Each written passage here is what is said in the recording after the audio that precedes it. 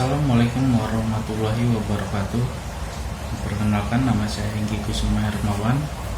Saya mahasiswa Universitas Nasional tahun angkatan 2017. Saya di sini ingin menjelaskan tentang komunikasi ekstraoptik menggunakan software OptiSystem 7.0. Apa itu komunikasi serat optik? Komunikasi serat optik merupakan suatu metode untuk mentransmisikan sebuah informasi dari satu tempat ke tempat lainnya dengan mengirim sinar atau cahaya melalui serat optik. Cahaya ini berbentuk gelombang elektromagnetik yang dimana termodulasi untuk membawa informasi. Komunikasi serat optik ini pertama kalinya dikembangkan pada tahun 1970-an. Serat optik ini telah berevolusi di industri telekomunikasi serta menjadikan peran penting dalam munculnya era informasi. Karena keunggulannya jika dibandingkan dengan transmisi listrik, sebagian besar dari serat optik telah menggantikan jaringan unit dari kawat tembaga di negara maju. Proses komunikasi serat optik. Proses komunikasi serat optik meliputi beberapa langkah-langkah dasar sebagai berikut.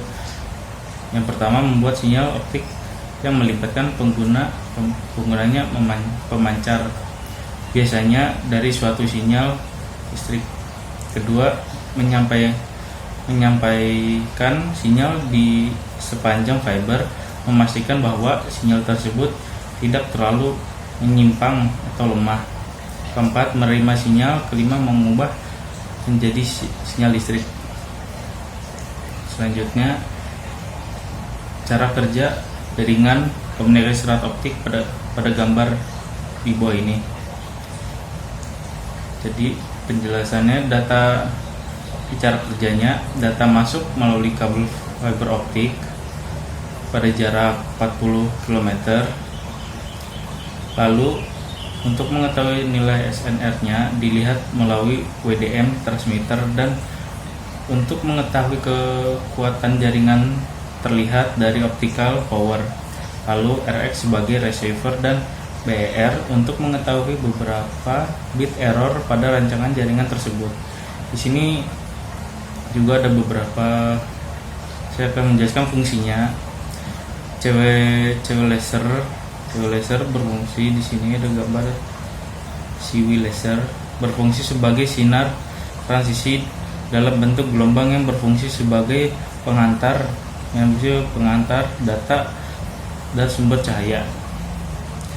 Ada di sini ada Metzger modulator untuk mengendalikan amplitude gelombang optik. Terus ada NZR pulse generator, berfungsi sebagai mengubah nilai bit 0 dan 1 menjadi nilai plus dan min. Selanjutnya user defined. Di sini user defined berfungsi membangkitkan pulse NZR yang selanjutnya diteruskan ke match. Dari sini misalnya dari user defined akan mengaktifkan NRZ pulse generator.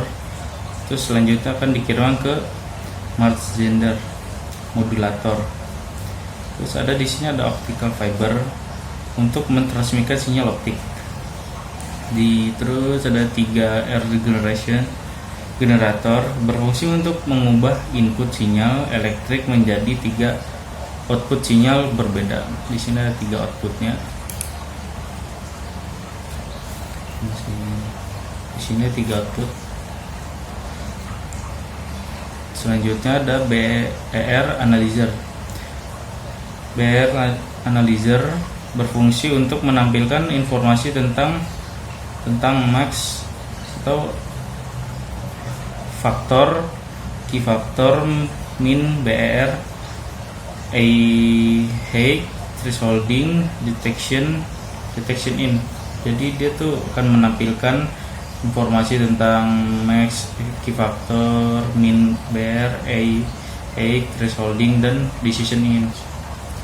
Selanjutnya pada analisa ini kita menggunakan metode point to point system. Point to point system memiliki prinsip kerja yang sederhana, yakni dengan menghubungkan antara pemancar trigger dengan menerima receiver menggunakan konsep single core. Selanjutnya, di sini kita akan melakukan simulasi dengan cara setting harga for laser transmitter yang konstan, yakni 0 dBm, sedangkan variasi panjang serot optik single mode fiber diubah menjadi jarak 40, 50, 60, 70, dan 80 km. Ukuran parameter optical power pada setiap perubahan jarak tersebut dalam bentuk grafik X dan Y, di mana sumbu X adalah variasi perubahan jarak dari km, sedangkan Y adalah optical power dalam satuan dBm. Di situ saya akan jelaskan tren datanya. Dan selanjutnya ukuran parameter OSNR, optical signal to noise to ratio. Pada setiap perubahan jarak tersebut dalam bentuk grafik X dan Y, di mana sumbu X adalah variasi perubahan jarak dalam km, sedangkan Y adalah OSNR dalam satuan dB. Saya akan jelaskan trennya. Selanjutnya ukur parameter BR atau bit error rate pada setiap perubahan jarak tersebut dalam bentuk grafik X dan Y, di mana sumbu X adalah variasi perubahan jarak dalam km, sedangkan Y adalah BR. Dan saya akan jelaskan. Kita langsung saja ke software OptiSystem 7.0-nya. Oke, di sini sudah masuk ke ini ada tampilan OptiSystem 7.0-nya. Saya sudah menyiapkan project sebelumnya. Jika ini seperti pada gambar tadi, kita akan analisis di sini dari OptiSystem. Kita ubah jadi 40 km. Sini udah 40. Lainnya kita oke, lalu kita run terlebih dahulu. Nah, jika sudah finish seperti ini, sudah kita close. Kita akan ke sini. Ini adalah tampilan dari WDM analyzer-nya. Seperti tadi pertanyaan, kita akan menilai analisis perubahan dari WDM analyzer terus ke optical power meter dan BR analyzer. Di sini nilai WDM analyzer-nya, nilai OSNR dari WDM analyzer-nya itu 32.60 295/96. Untuk noise power dB dalam satuan dBm minus 43, 33, 43, 71. Sinyal power dalam satuan dBm minus 10, 704, 775. Frekuensinya ada 19.3.1. Ini kita lihat optical power meternya. Ini nilai dari optical power meternya dan satu dBm adalah minus 10.440. Kita akan ukur BR analyzer. Di sini ini ada grafik dari BR analyzer. Dan untuk tahu nilai dari BR analyzer tersebut dari ini, di sini min BR yaitu 182.676E minus 011. Sini ada key factor, grafik dari key factor by analyzer. Sini ada thresholding, height, dan BR partner. Kita ubah, kita akan show a diagram. Nah, di sini diagramnya berubah karena di sini menampilkan time waktu periode per bitnya, time bit periode. Di sini time bit periodenya berbeda-beda. Thresholding. Oke, selanjutnya kita rubah menjadi 50. Kita rubah optical fibernya kayaknya menjadi 50. Kita klik OK. Sebelum itu kita running dulu. Kalau tidak running tidak akan jalan. Nah, kita sudah ke finish, kita close. Kita lihat video manager.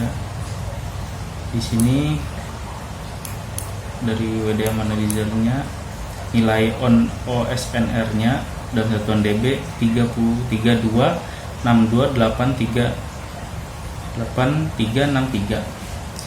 Dari noise power dalam satuan dBm minus 45.333.193. Sinyal powernya minus 1270483. Frekuensinya 19.3.1 seperti yang tadi, sama saja. Terus kita akan lihat nilai dari optical power meter dalam satuan dBm minus 12440. Gitu, kita lihat analyzernya seperti yang tadi ya. Di sini cukup berbeda. Kalau yang tadi dalam lebar optiknya itu dalam satuan optical power meternya, di sini ada 10 berapa, 10 perkiraan 10, dan sini naik jadi 12. Itu perbedaannya. Terus ini dulu di sini BR dari 50 km tadi. Terus holdingnya ini heightnya karena biasa key faktornya. Nah, dan nilai dari BR analyzernya di sini 00191.245. Kita show diagramnya. Di sini dia menampilkan diagram per bit. Kita lihat.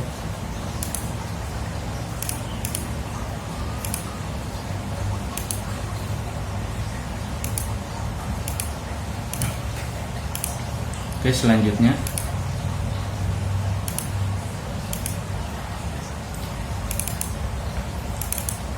di sini kita akan rubah lagi menjadi 60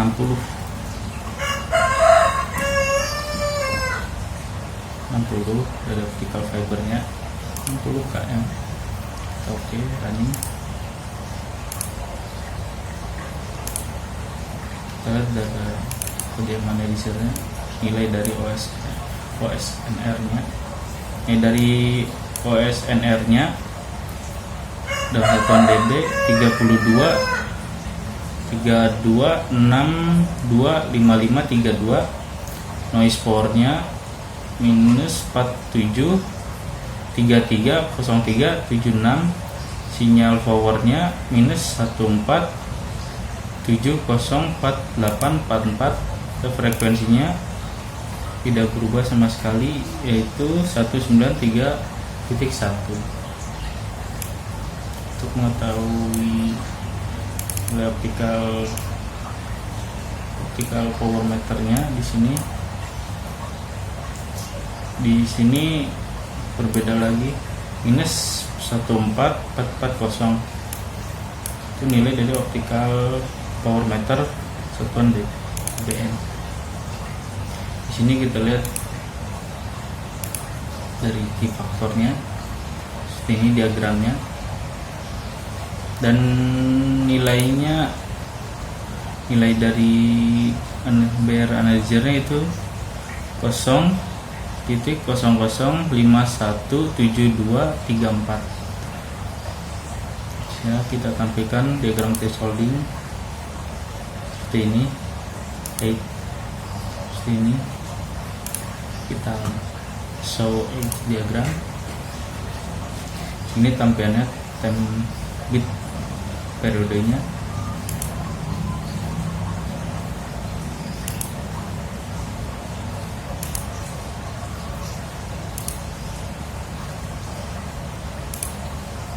Oke, selanjutnya kita akan ganti optical fibernya menjadi 70.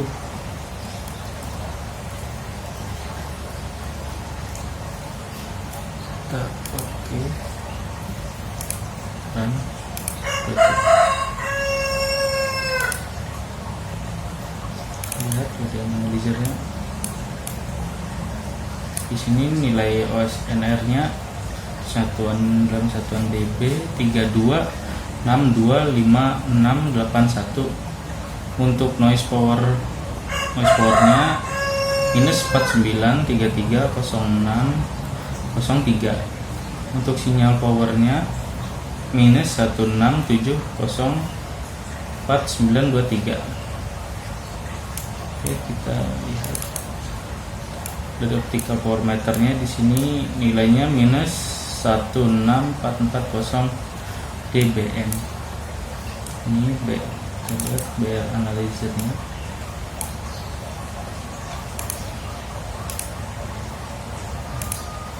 Sini tampilan sebelum show diagram. Seperti ini tampilan diagram dari key factor, diagram BR, dari thresholding, dari height, dan nilai dari BR analyzernya yaitu 0.0011767. Kita show seperti ini tampilannya, temper bit periode, ini thresholding, BR, dan key factor. Selanjutnya kita akan rubah lagi optical fibernya menjadi 80.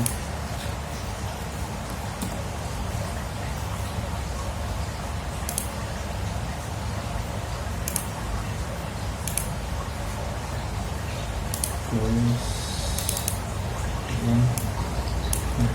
di sini BDM analyzernya nilai OSNR-nya 32627777. Noise powernya minus 51332771. Sinyal powernya minus 18704.994. Selanjutnya optical power meter, ini nilai optical power meternya minus 18440 dBm. Akan tampilan dari BR nya.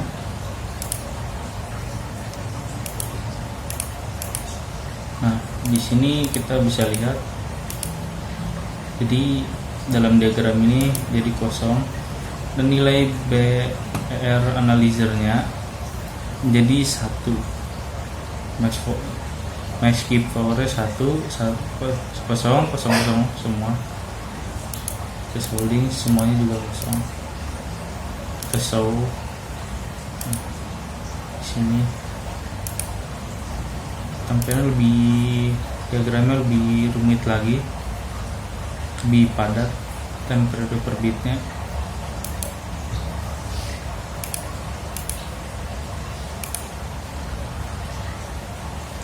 Oke, cukup sekian pembahasan dari optical system komunikasi serap optik ini. Cukup sekian pembahasan komunikasi serap optik dengan menggunakan software OptiSystem 7.0.